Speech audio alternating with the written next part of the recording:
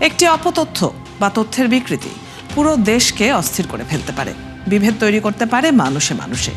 তাই প্রতিটি অপতথ্যের বিপরীতে প্রয়োজন সঠিক তথ্য তুলে ধরা। আর সেই কাজটিই করতে এসেছি, আপনাদের সাথে আছি আমি রুবাইয়াত অদিতি। আমন্ত্রণ জানাচ্ছি রিউমার চেক নিয়ে ৭১-এর নিয়মিত আয়োজন ফেক নিউজ স্ক্যানারে। আজ আমাদের সাথে অতিথি হিসেবে যুক্ত থাকছেন জগন্নাথ বিশ্ববিদ্যালয়ের শিক্ষক অধ্যাপক আনিসুর রহমান। তার সাথে আলোচনায় যাব, তবে তার আগে দেখে নেব একটা প্রতিবেদন। এবার পাকিস্তানের টিভি চ্যানেলের ইন্টারভিউতে তারেক রহমানকে নিয়ে ছড়ানো হলো গুজব। ভারতের সাথে তিনি নাকি চুক্তি করেছেন, এমন মিথ্যা তথ্য ছড়ানো হলো আরেকটি গণমাধ্যম আনন্দবাজারের নাম ব্যবহার করে। ওদিকে আইপিএল ও মুস্তাফিজ ইস্যুতে গুজবের ঝড় এখনও থামেনি। দর্শক, চলুন শুরুতেই কয়েকটি ফ্যাক্ট চেক দেখে নিই। সম্প্রতি পাকিস্তান ভিত্তিক এক গণমাধ্যম পাকিস্তান টিভি নামের চ্যানেলের একটি আয়োজনে বাংলাদেশ সুপ্রিম কোর্টের আইনজীবী ব্যারিস্টার এএসএম শাহরিয়ার কবির দাবি করেন, ভারতের আনন্দবাজার পত্রিকার একটি প্রতিবেদনে বলা হয়েছে বিএনপির ভারপ্রাপ্ত চেয়ারম্যান তারেক রহমান ভারতের সঙ্গে একটি চুক্তিতে স্বাক্ষর করেছেন, যাতে বলা আছে তিনি ক্ষমতায় এলে আওয়ামী লীগের বিরুদ্ধে কোনো ব্যবস্থা নেবেন না। একই ধরনের ঘটনা ১৯৭১ সালেও ঘটেছিল। তবে ফ্যাক্ট চেক করে রিউমার স্ক্যানার টিম নিশ্চিত করে দাবিটি মিথ্যা। এমন কোনো বিষয়ে আনন্দবাজার কোনো সংবাদ প্রকাশ করেনি। কোনো রকম নির্ভরযোগ্য তথ্য প্রমাণ ছাড়াই আনন্দবাজার পত্রিকার বরাত দিয়ে তারেক রহমানকে নিয়ে এই মিথ্যা দাবিটি করেছেন শাহরিয়ার কবির। ওদিকে আইপিএল ২০২৬ মৌসুমে বাংলাদেশের পেসার মোস্তাফিজুর রহমানকে স্কোয়াড থেকে বাদ দিতে কলকাতা নাইট রাইডার্সকে নির্দেশ দিয়েছে ভারতীয় ক্রিকেট বোর্ড বিসিসিআই। একই সঙ্গে মোস্তাফিজের বদলে নতুন খেলোয়াড় নেয়ার অনুমতিও ফ্র্যাঞ্চাইজিটিকে দেয়া হয়েছে। এরই প্রেক্ষিতে বাদ যাওয়ার পরে কি বললেন মোস্তাফিজ, এমন শিরোনামে মোস্তাফিজুর রহমানের বক্তব্য দাবিতে একটি ভিডিও সামাজিক যোগাযোগ মাধ্যমে প্রচার করা হয়েছে। ভিডিওটিতে মোস্তাফিজুর রহমানকে বলতে শোনা যায়, আমি আর আইপিএল কখনো খেলবো না, বয়কট আইপিএল। তবে যাচাই করে দেখা গেল ভিডিওটি আসল নয়। প্রকৃতপক্ষে এটি কৃত্রিম বুদ্ধিমত্তা এআই প্রযুক্তি ব্যবহার করে তৈরি একটি ভুয়া ভিডিও। কিন্তু ততক্ষণে এই ফেক ভিডিওটি শেয়ার হয় ৩,০০০-এর বেশি বার। একই ইস্যুতে ফেসবুক সহ প্রায় সব সামাজিক যোগাযোগ মাধ্যমে দাবি করা হয়, আফগান ক্রিকেটার রশিদ খান বলেছেন, যে দেশের মানুষ ভারতের মতো মহান দেশকে অসম্মান করে সেই বাংলাদেশি প্লেয়ারদের আইপিএল খেলতে না দেওয়ার এই সিদ্ধান্তকে আমরা পূর্ণ সমর্থন করি। আমরা সবসময় বন্ধু দেশ ভারতের পাশে আছি। তবে বিশ্লেষণ করে দেখা গেল এটাও মিথ্যা দাবি। মোস্তাফিজ ও আইপিএল ইস্যুতে রশিদ খান এমন কোনো মন্তব্য করেননি। কোনো রকম নির্ভরযোগ্য তথ্য প্রমাণ ছাড়াই রশিদ খানের নামে এই মিথ্যা মন্তব্যটি প্রচার করা হয়েছে। ভারতীয় ক্রিকেট বোর্ডের নির্দেশে বাংলাদেশের পেসার মোস্তাফিজুর রহমানকে কেকেআর থেকে বাদ দেয়া নিয়ে আরও অপতথ্য আছে। যেমন ফেসবুক সহ প্রায় সব সামাজিক যোগাযোগ মাধ্যমে একটি পোস্ট ছড়িয়েছে, যেখানে দাবি করা হয়েছে মোস্তাফিজ নাকি বলেছেন, ভারত আমাকে আইপিএল থেকে বাদ দেওয়ার পেছনে যে কারণ দেখাক না কেন, আমার মনে হয় আসল ভয়টা অন্য জায়গায়। ভারতের মাটিতে আইপিএল খেলার অভিজ্ঞতা নিয়ে বিশ্বকাপে ভারতীয় ব্যাটারদের বড় চাপেই ফেলতে পারতাম, সম্ভবত সেই কারণেই আমাকে বাদ দেয়া হয়েছে। তবে যাচাই করে দেখা গেল মোস্তাফিজুর রহমান এমন কোনো মন্তব্য করেননি। কোনো রকম নির্ভরযোগ্য তথ্য প্রমাণ ছাড়া মোস্তাফিজুর রহমানের নামে এই ভুয়া মন্তব্যটিও প্রচার করা হয়েছে। দর্শক, আজকে ফেক নিউজ স্ক্যানারের প্রতিবেদন তৈরি করতে গিয়ে দেখা গেল আইপিএল ও মুস্তাফিজ ইস্যুতে গুজবের ঝড় এখনও থামেনি। এর সাথে চলমান রাজনৈতিক ইস্যুতে গুজব তো চলছেই। মিথ্যা তথ্যকে বিশ্বাসযোগ্য করতে গণমাধ্যমের ফটো কার্ডগুলো নিখুঁতভাবে নকল করে বুস্ট করা হচ্ছে। এই বাস্তবতায় সামাজিক যোগাযোগ মাধ্যম নয়, বরং গণমাধ্যমের খবরগুলোতেই আস্থা রাখার পরামর্শ বিশেষজ্ঞদের। রুবাইয়াত অদিতি, ৭১। আমরা প্রতিবেদন দেখছিলাম, একটা ধারণা তো পেয়েছি এবং মোস্তাফিজ ইস্যুতে বেশ একটা গুঞ্জন চলছে দুই দেশেই, এমনটি আমরা দেখতে পাচ্ছি। আলাপে যাব, এসব নিয়ে আলোচনা করব। আমাদের সাথে জগন্নাথ বিশ্ববিদ্যালয়ের শিক্ষক অধ্যাপক আনিসুর রহমান যুক্ত আছেন, তার কাছে চলে যাচ্ছি সরাসরি। আপনাকে স্বাগত জানাচ্ছি ৭১-এ। আমরা দেখতে পাচ্ছি যে আন্তর্জাতিক কিছু মিডিয়া, বিশেষ করে যেটি বলছিলাম যে মুস্তাফিজ ইস্যুতে এত অপতথ্য ছড়িয়েছে, মানে বাংলাদেশের বিভিন্ন সামাজিক যোগাযোগ মাধ্যমে তো ছড়িয়েছেই, পাশাপাশি ভারতীয় বিভিন্ন মাধ্যমেও আমরা দেখেছি কিন্তু যে মুস্তাফিজ ইস্যুটি নিয়ে ভীষণভাবে ছড়াচ্ছে অপতথ্য, এবং এগুলোর একটা সামগ্রিকভাবে পুরো সমাজের ওপরেই প্রভাব তো নিশ্চয়ই রয়েছে। এই ধরনের বিষয়গুলো কি করে হ্যান্ডেল করা উচিত আমাদের? দেখুন, এই যারা এই ধরনের ফেক নিউজ বা অপতথ্য প্রচার করে তারা কিন্তু খুব স্পেসিফিক আপনার কন্টেম্পোরারি ইস্যুসগুলোকে বেছে নেয়।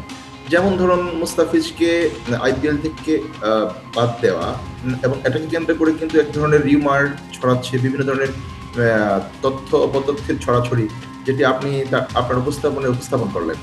এগুলো আপনার হলো যে বেশ কিছু কারণে সংঘটিত হচ্ছে। যেমন ধরুন যে একটা কন্টেম্পোরারি বিষয়কে যদি মানুষের কাছে খুব কনসার্ন, মানুষের খুব দৃষ্টি আকর্ষণ করা যায়, তো দৃষ্টি আকর্ষণমূলক বিষয়গুলোকে ইনারা নিয়ে আসেন। এক ধরনের ভিউ বাণিজ্য, আরেক ধরনের অর্থনীতি, আরেক ধরনের আপনার হলো যে মানুষের মধ্যে এক ধরনের তৈরি করা, এক ধরনের উত্তেজনা তৈরি করা।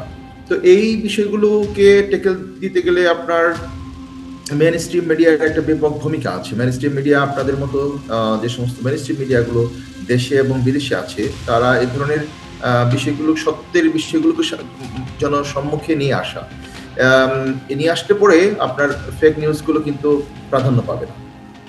সেই ক্ষেত্রে আমাদেরকে জনসচেতনতা তৈরি করতে হবে যে আসলে কোনটা ফেক না। তো আপনি দেখবেন যে এরা বেশ কিছু স্পেসিফিক বিষয়গুলোকে কিন্তু আপনার করে প্রাধান্য দেয়। যেমন কন্টেম্পোরারি কোনো পলিটিক্যাল ইস্যুস, বা কন্টেম্পোরারি কোনো বিতর্কমূলক কোনো ইস্যুস, বা কন্টেম্পোরারি কোনো একটা ঘটনা, যে ঘটনা মানুষের মাঝে এক ধরনের প্রভাব ফেলতে পারে, এই ধরনের বিষয়গুলোকে নিয়ে কিন্তু এই অপতথ্যের ছড়াছড়ি আপনার ফেসবুক, অন্যান্য সোশ্যাল মিডিয়ার মাধ্যমে। এবং আপনি একটা জিনিস লক্ষ্য করবেন যে এই অপতথ্যগুলো কিন্তু মেইন স্ট্রিম মিডিয়াতে না, এগুলো ধরেন সোশ্যাল মিডিয়ার মাধ্যমে মানুষের কাছে পৌঁছে যাচ্ছে। সুতরাং সোশ্যাল মিডিয়াকে কিভাবে কন্ট্রোল করা যায়, কন্ট্রোলিং পলিসি আসলে খুব দরকার এইগুলোকে কন্ট্রোল করার জন্য, নিয়ন্ত্রণ করার জন্য।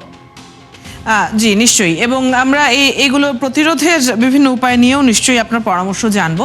তবে এই মুহূর্তে একটা বিরতির সময় হয়েছে, সেই বিরতিটি নিয়ে তারপর ফিরছি। আপনাকে অনুরোধ করছি আমাদের সাথে থাকবার জন্য। দর্শক, আজকের আয়োজনে এই মুহূর্তে সময় হয়েছে একটা বিরতির। ৭১-এর সাথেই থাকুন। বিরতির পর আবারও আমন্ত্রণ জানাচ্ছি রিউমার চেক নিয়ে ৭১-এর নিয়মিত আয়োজন ফেক নিউজ স্ক্যানারে। আমাদের সাথে জগন্নাথ বিশ্ববিদ্যালয়ের শিক্ষক অধ্যাপক আনিসুর রহমান আছেন। আমরা তার সাথে আবারও আলোচনায় ফিরে যাচ্ছি। বলছিলাম যে পার্শ্ববর্তী দেশগুলোতে, সেসব দেশের মিডিয়াতে নানান ধরনের খবর, এবং সেগুলো খুব স্বাভাবিকভাবেই প্রভাব ফেলছে। আমি কূটনৈতিক সম্পর্কের কথা বলছি না, একটা দেশের সাথে তার পাশের অন্যান্য দেশগুলোর কূটনৈতিক সম্পর্ক থাকে, বাণিজ্যিক সম্পর্ক থাকে, নানান ধরনের সম্পর্ক থাকে। কিন্তু আমরা যেটা দেখছি যে সামাজিক যোগাযোগ মাধ্যম যেহেতু ঢালাওভাবে সবাই ব্যবহার করছে, তার শিক্ষাগত যোগ্যতা যেমনই হোক, সামাজিক মর্যাদা যেমনই হোক, খুব ওপেন প্ল্যাটফর্ম। তো সেখানে অনেক সময় আমরা এই মুস্তাফিজ ইস্যুতে যেমনটি দেখেছি, এর আগেরও বিভিন্ন সময় আমরা দেখেছি যে দুইটা ভাগ হয়ে যাচ্ছে। যারা ভারতীয় যারা সোশ্যাল মিডিয়া ব্যবহারকারী আছেন, তারা কোনো একটা পোস্টে এসে বাংলাদেশিদেরকে গালাগাল করে কমেন্ট করছেন, বাংলাদেশিরাও তাদেরকে গালাগাল করে কমেন্ট করছেন। এই ধরনের পরিস্থিতির সৃষ্টি কিন্তু হচ্ছে। এটা বিগত বেশ কিছুদিন ধরে নিশ্চয়ই সবারই চোখে পড়ছে। তো এটার একটা মানে চাপ তৈরি হয় তো নিশ্চয়ই, এটা পুরো রাষ্ট্রের যে ইমেজ, সেখানেও একটা নিশ্চয়ই ভিন্ন রকম একটা ছবি তৈরি করে। একটু জানতে চাই যে এর প্রতিকারের কি উপায় দেখেন? না, আপনি খুব যথার্থ বলেছেন, এবং আপনি যে পয়েন্টটি উপস্থাপন করেছেন সেটি খুব গুরুত্বপূর্ণ। সোশ্যাল মিডিয়া যারা ব্যবহার করছে, তারা মানে কোন শ্রেণীর মানুষগুলো ব্যবহার করছে এবং কি ধরনের তথ্যগুলো তারা ছড়াচ্ছে। অনেকে ধরেন বুঝে ছড়াচ্ছে, অনেকে না বুঝে ছড়াচ্ছে। যেমন ধরুন, শেয়ার যে বিষয়গুলো, অপশনগুলো আছে, এই শেয়ার অপশনগুলো যারা শেয়ার করছে, তারা অনেকটা বুঝে না বুঝে কিন্তু আপনার শেয়ার করছে। এই বিষয়গুলো কিন্তু আপনার আবার দুই দেশের মধ্যে সম্পর্ক, কূটনৈতিক সম্পর্ক, বৈদেশিক সম্পর্কের মধ্যে তেমনটা প্রভাব ফেলার কথা নয়, কারণ এই সোশ্যাল মিডিয়া শুধুমাত্র একটা ইন্ডিকেটর নয়। দুই দেশের যে দ্বিপাক্ষিক সম্পর্কগুলো আছে, এই দ্বিপাক্ষিক সম্পর্কগুলো কিন্তু খুবই হাইলি আপনার স্টাডি বিষয়, হাইলি ডিপ কূটনৈতিক একটা বিষয়গুলো আছে। সুতরাং সোশ্যাল মিডিয়া এগুলোতে তেমন প্রভাব ফেলে না। তবে হ্যাঁ, সোশ্যাল মিডিয়া দুই দেশের জনগণের মধ্যে যে ধরনের বন্ধুত্বপূর্ণ সম্পর্কগুলো আছে, এগুলোর মধ্যে আপনার এক ধরনের প্রভাব ফেলে। মানুষ অ্যাগ্রেসিভ হয়, মানুষ হলো যে এক ধরনের পন্থা অবলম্বন করে। এগুলো বিভিন্ন ইস্যুকে কেন্দ্র করে হতে পারে। যেমন ধরেন, পাকিস্তান এবং ভারতের মধ্যে যুদ্ধ হচ্ছে, বা পাকিস্তান ভারতের মধ্যে আপনার হলো ক্রিকেট খেলা হচ্ছে, এগুলো নিয়ে বাংলাদেশের এক শ্রেণীর মানুষের মধ্যে এক ধরনের উত্তেজনা, এক ধরনের পক্ষপাতমূলক কথাবার্তা ফেসবুক বা অন্যান্য মিডিয়ার মধ্যে ছড়িয়ে যাচ্ছে। সুতরাং এগুলোকে আপনি কিভাবে কন্ট্রোল করবেন? আসলে দেখুন, আমরা তো তৃতীয় বিশ্বের মানুষ, তৃতীয় বিশ্বে এই ধরনের সংকটগুলো আছে। আমরা আসলে ওই ধরনের সিভিলাইজড একটা সোসাইটিতে কিন্তু বসবাস করছি না। আপনি যদি ইউরোপ বিশ্বে বা আমেরিকায় অন্যান্য পাশ্চাত্যের যে রাষ্ট্রগুলোতে আছে, সেই সমস্ত রাষ্ট্রগুলোর মানুষ কিন্তু আপনার কর্মব্যস্ত মানুষ, মানুষের সময় নেই এই ফেসবুক সোশ্যাল মিডিয়ার প্ল্যাটফর্মগুলো ব্যবহার করার মতো। সুতরাং আমাদের অনেক আইডল সময় আছে, আমাদের অনেক অলস সময় আছে। এই অলস সময়গুলোতে মানুষ কি করবে? মানুষ কিন্তু এখন ওই আপনার টেকনোলজি নির্ভর হয়ে পড়ছে, এবং টেকনোলজির মাধ্যমে মানুষ তার সময় কাটানোর চেষ্টা করছে। সুতরাং আইডল সময়গুলো কিন্তু আপনার টেকনোলজির মধ্যে ব্যাপকভাবে মানুষ ব্যবহার করছে। সুতরাং এইগুলো কিন্তু বুঝে না বুঝে এই যারা সোশ্যাল মিডিয়া ব্যবহারকারী, তারা আপনার হলো যে বিভিন্ন ভাবে এই বিষয়গুলোকে ছড়িয়ে দিচ্ছে। এখানে আবার এক শ্রেণীর মানুষ আছে যারা এই ধরনের তথ্য অপতথ্যের ছড়াছড়িতে আপনার সোশ্যাল মিডিয়ার এই প্ল্যাটফর্মকে ব্যবহার করে সে কিছু টাকা আর্ন করতে চায়। সুতরাং এই আর্নিং এর মধ্যে কিন্তু মরাল ভ্যালুসটা শেয়ার থাকে না, যে আমি যেভাবে টাকা আর্ন করতে যাচ্ছি, আমি যে নিউজটা ছড়িয়ে দিচ্ছি, সেটার মধ্যে কি মরাল কোনো দিক আছে? নাই। তার প্রধান উদ্দেশ্য এই ভিউ বাণিজ্যটিও একটা আলাদা অ্যাঙ্গেল হিসেবে তখন দাঁড়িয়ে যায়, এবং এইটার কারণেও মানে ভিউ বাড়ানোর চক্করে অনেক মানুষ অনেক ধরনের অপতথ্য আমরা দেখে থাকি যে তারা শেয়ার করছে, তারা মানুষের মধ্যে ছড়িয়ে দিচ্ছে, হয়তো নিজের অজান্তেই, কিংবা এর পার্শ্ব প্রতিক্রিয়া কি হতে পারে তা না বুঝেই। আপনার কাছ থেকে জানছিলাম আমরা, বেশ কিছু গুরুত্বপূর্ণ বিষয় নিয়ে আলোচনা হলো। ধন্যবাদ আজকে আমাদের সাথে সময় দেওয়ার জন্য, আমাদের সাথে যুক্ত হবার জন্য।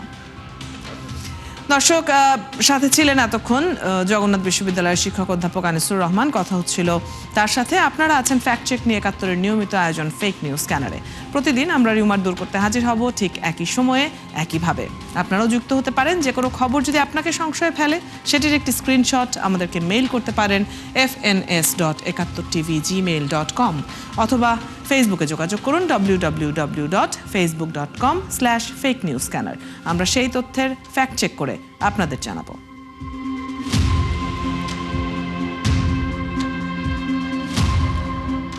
চটকদার শিরোনাম দেখেই ক্লিক করবেন না। বিশ্বাস আর প্রতিক্রিয়া জানানোর আগে ফ্যাক্ট চেক করুন। থাকুন একাত্তরের সাথে।